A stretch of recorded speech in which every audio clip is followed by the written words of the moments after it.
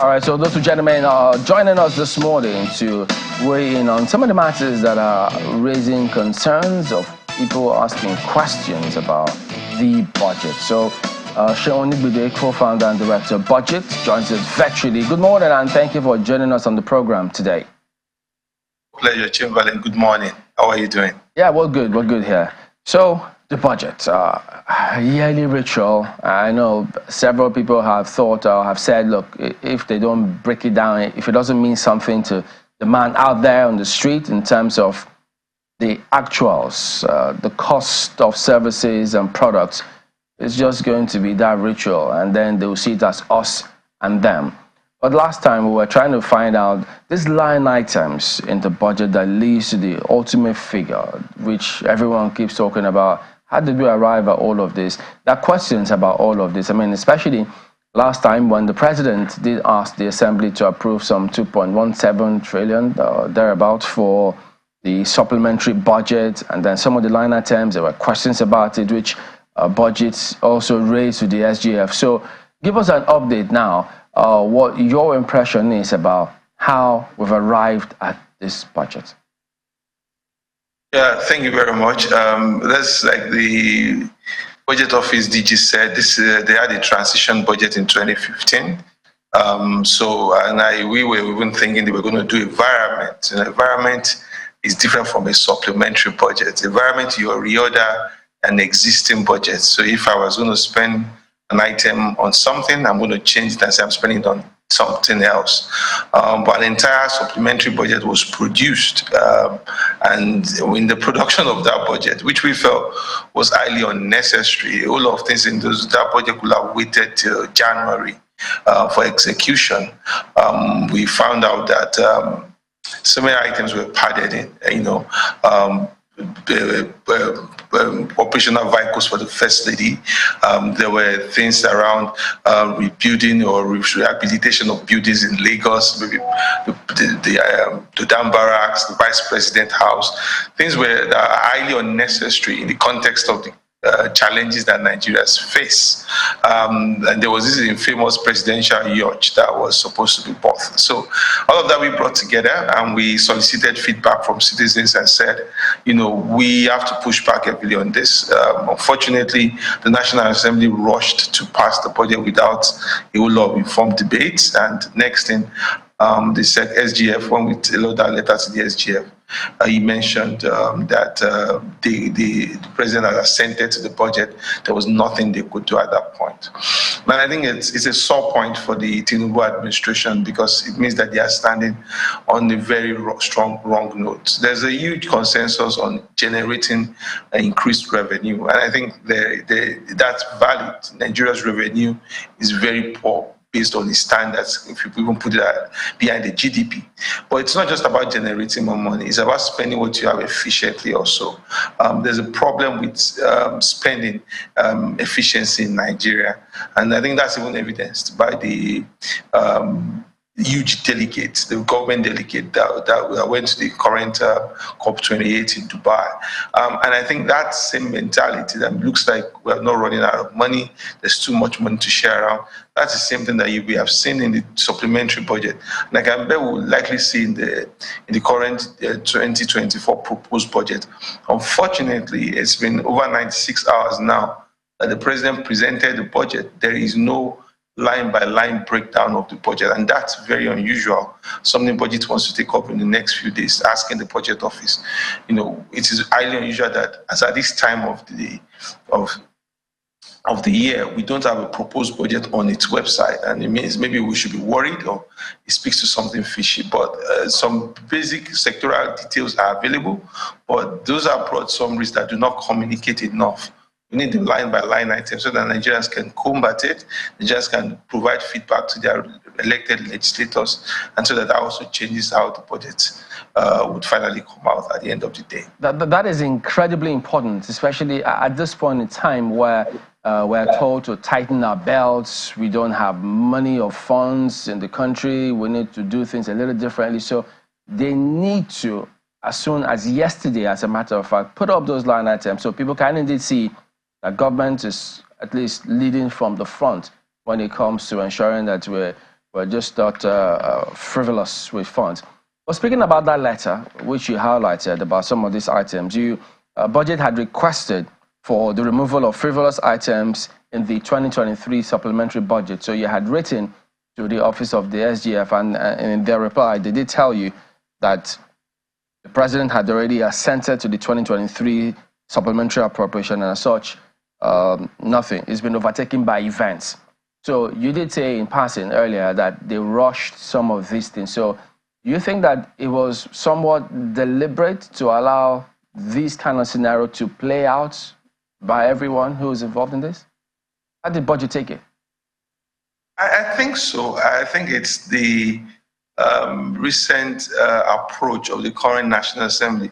Let's not forget that this is also the same issue with the INEC resident electoral commissioners, where several stakeholders, including the civil society, complained that certain characters had some partisan affiliation. And before even civil society even expected that there will be committee hearings. I mean, the same way that it was done when we had the Loretta issue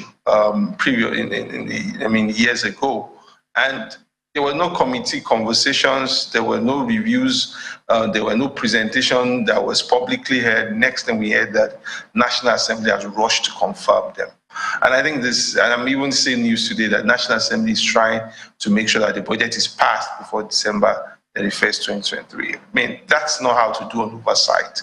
That's not how to be an institution that is respected by Nigeria and starts with accountability. I mean, and that's why the National Assembly should own up, should understand its own role in the democracy. It's the major pillar that distinguishes democracy from every form of any system of government. So if the National Assembly chooses not to be independent, but we're not talking about the fact that they should be adversarial, we're asking you just be independent, let your voice be strong on matters that matter to the Nigerian public. And I think the budget is the biggest element of that. So I don't think there's a necessity to rush it. The supplementary budget was just passed a few weeks ago. You can allow that to run even till early January and take their time and make sure that what exactly is passed to the executive is something that they are proud of and they believe that will develop Nigeria in the long run. Let's not forget that the budget is the law. So when the National Assembly passes an item into the law, the executive can expand on that basis. So I think the National Assembly, the way they've moved in recent times, they do not understand how critical their role is. And I would advise them not to rush the 2024 budget because this is the first budget that will set the tone for the Tinubu administration. There's enough scrutiny that must be on it to be sure that, one, there's congruence with the manifesto that was produced by the party. Secondly, they must ensure that those line items are also in context of the recent tribulations or trials that Nigerians are facing. You know, are there enough palliatives? Is there enough support for small businesses?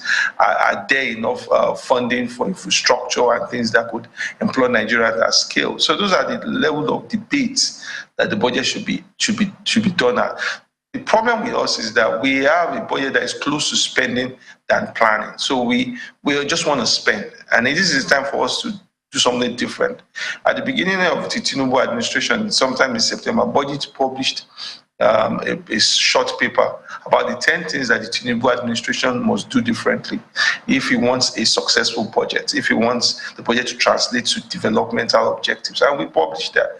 And we want to see the light items. We want to see the National Assembly cooperate with us to ensure that we don't just do budget as rituals, but something that actually delivers meaningful impact for the public. I mean, President Muhammadu Buhari spent so much trillions of naira through the budget process. And at the end of the day, the jury is out there. It doesn't mean that he achieved significant efforts in health. He didn't achieve in education. Infrastructure is still not where it's supposed to be. The insecurity was in a bad place. So it's very important that the Tinubu administration should focus that this is our instrument for planning. This is not just a contract vending machine. And I think if that is the mentality they carry to the budget, it will work. And the president also mentioned transparency, accountability, and value for money. We just don't want that to just be nice to have or a nice line item in the budget speech. The president should bring up forward ideas and ask for civil society and international development partners to give it ideas on how the budget can actually provide value for money and actually can be accountable and transparent to Nigeria. So we don't have enough. We want to go back to the fundamentals. We want to do things differently. All of that will require a whole lot of fiscal discipline. But what we are seeing so far with COP, with hunger, with the way the supplementary budget was passed, with the way cars were bought for National Assembly, what we're yet to see with 2024 budget, I don't see that fiscal discipline yet. And that can really be the biggest problem with the Tinubu administration. And if there appears to be a pattern, there certainly will be questions as to the kind of democracy we have here if there's abuse of process, which is certainly not what anyone wants to see. So, but what did you make of the response of, I think it was Senator Ndume, talking about the 1.5 billion naira on vehicle for the office of the First Lady amidst all of these challenges we have, where I think he was talking about the fact that, well, she didn't request for it, she may return it. So it comes across as though they're trying to tie it to persons. It's about offices, if we recollect here. What is allocated to those offices so that they are seen to be prudent? I thought that was what it's supposed to be about. Yeah, at the end of the day, an institution, they say, is a lending shadow of an individual. So, I mean, when you say you are tied, and it's not just about that, because, it's about the culture of your government. And people must look at your government and ask, what exactly are you trying to do? Are you a frugal government? Are you a government that is a free-for-all government? They must be able to deduct your culture, and they must be able to see, and it's by looking at your budget and how you prioritize either the people or yourself. I mean, that people now decide what approach they take.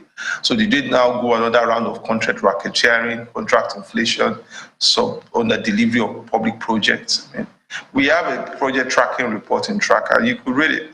There's so many projects that are delivered in the country that do not last beyond 2 years. Around 70% of, especially of micro projects that we use solar power systems, we build rural roads, we do different things. They don't last because the contractors that deliver those projects, they barely have a brand name anywhere. They hardly have any online publication or documentation anywhere. And they go to the procurement process. They tick all the boxes. And at the end of the day, they get a contract, and they are in the same bucket with the civil servant, and they deliver the most suboptimal project that you can think of without any level of evaluation. So if you're actually looking for results, there's a way to do these things differently.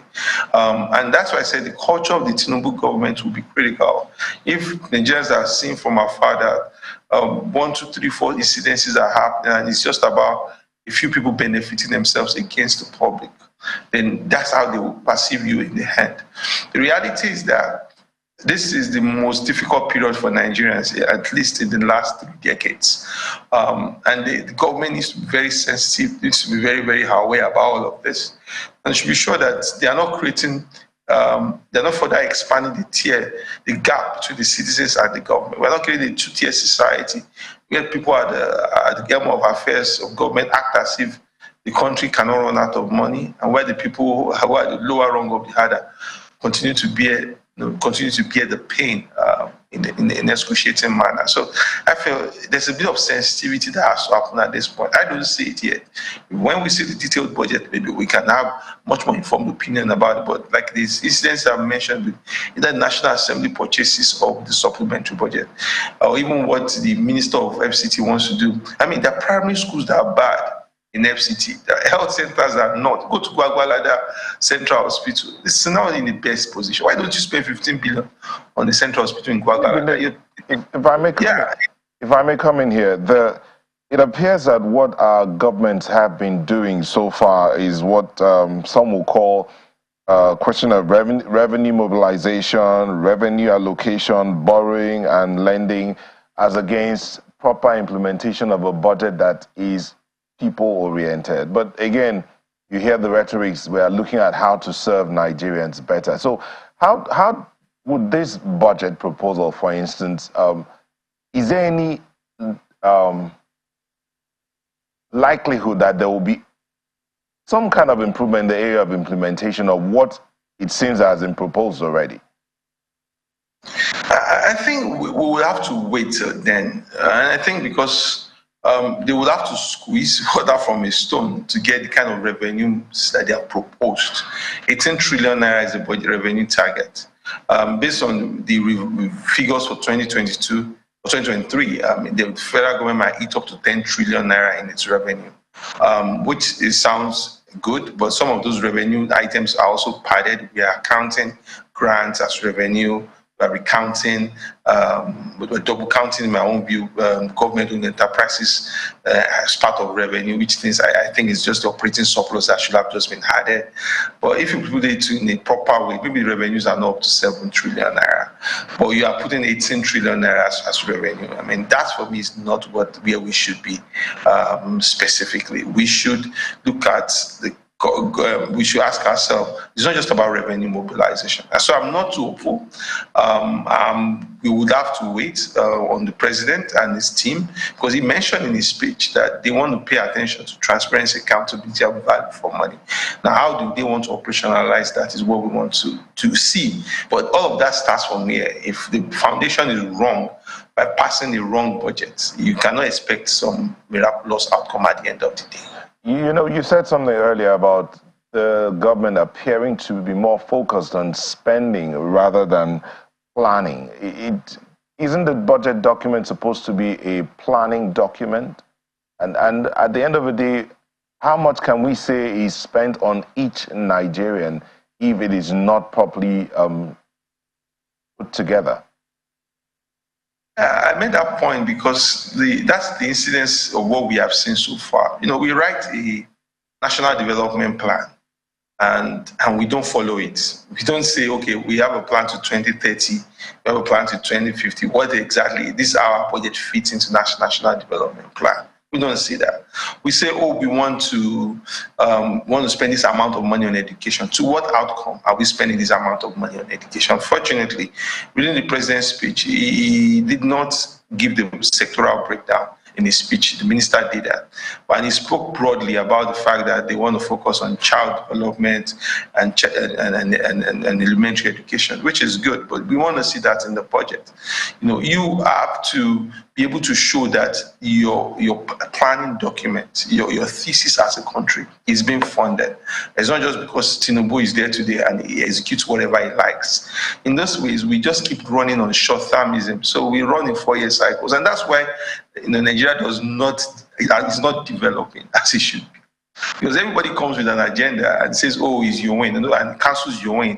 And somebody starts and calls it empower and cancels empower. Somebody comes back and says, my own is Yaloja funds, and starts another. I mean, nobody is able to tailor to say, this is our strategic vision as a country. So we are in that pipeline, irrespective of which government comes. But it looks like anybody must call itself some form of, nomenclature, renewed hope funding or something like that. Something that has to change, that our entities have to be grounded on planning if we want to make the budget a meaningful document to Nigerians. So that everybody is clear. If we want to say we want to grow non-oil exports, our budget should show it. If we want to transform out-of-pocket expenses and bring more Nigeria to the health insurance framework, our budget should show it. If we're going to spend more money on the PhD system, our budget should show it. If we're going to put more students out of school and take them to the class, our budget should show it. So let our budget, let it read like a planning document. Because by the time you look into that budget, you just see research and planning, administrative capital items, and you're asking yourself, how much would this change the need? What exactly is going to make a difference? And it's about the president putting his feet down and says, don't just write whatever you think at the MDA level into the budget. This is my agenda. This is my plan. And everything you're going to bring into the budget must fit into this agenda, must fit into this plan. That, I think, that how you write the budget process. That's how you change the society in the long run, not running on these short pulses.